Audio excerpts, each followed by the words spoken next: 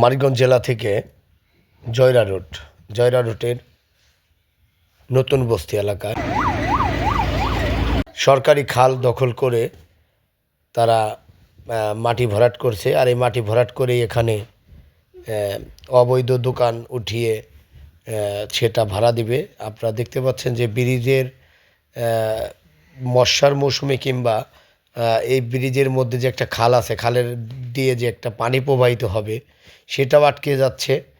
আর এখানকার সাধারণের সাথে কথা বলেছি, সাধারণ জনগণ বলেছেন যে আসলে এটা জোরপূর্বক জোর দখলভাবে এখানে মাটি ভরাট করা হচ্ছে। আর এতে খাল ভরাট হলে খালের ভিতরে যে পানির একটা স্রোতীয় প্রভাব সেটাও নষ্ট হবে, ক্ষতি হবে পরিবেশ। আর এতে একদল রাজনৈতিক পরিচয় দিয়ে লাখ লাখ টাকা হাতিয়ে নেবে।